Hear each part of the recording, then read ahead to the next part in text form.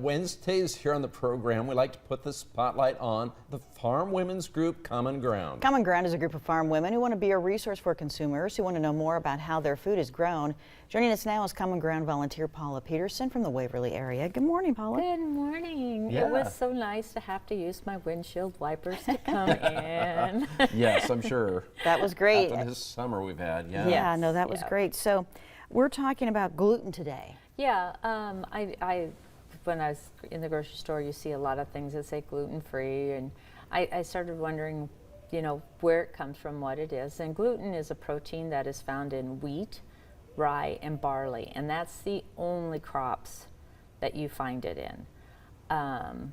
It's a protein that is linked to the peptides that some people have a hard time processing in their stomachs, but for people that it isn't a problem, whole grains are super great for the heart healthy programs that you're trying to do to lower cholesterol and help fight diabetes.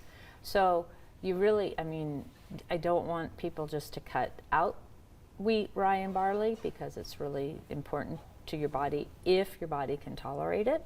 And there are a lot of really neat newer sources that, I mean, they've done a really good job on almond flour, sorghum flour, and Nate Blum has always forever, ever, sorghum, and it is really a good choice. But there's a lot of alternatives you can do instead of using your traditional. One of the things I was using corn tortillas instead of flour tortillas, zucchini noodles instead of pasta, because almost all pasta is going to come from wheat because that gives you your thick and your chewy, and the gluten makes the bread the nice, thick, chewy, gooey that we really like.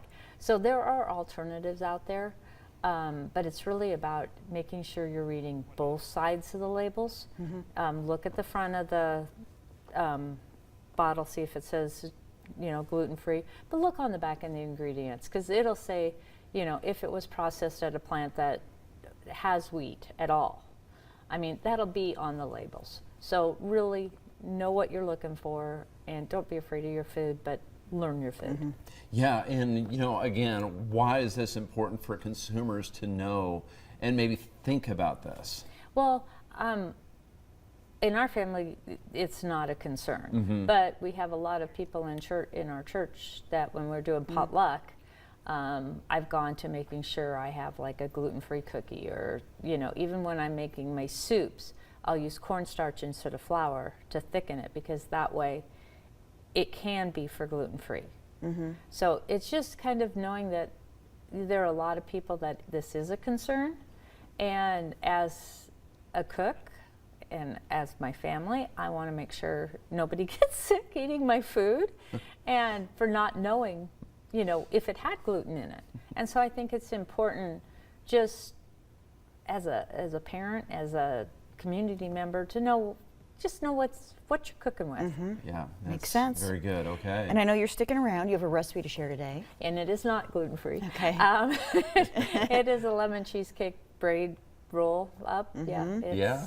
It looks good. It look is. good. It is mom tested and approved. All My right. mother gave There we it go. 2 thumbs up. Perfect. All right, Paula, thank you.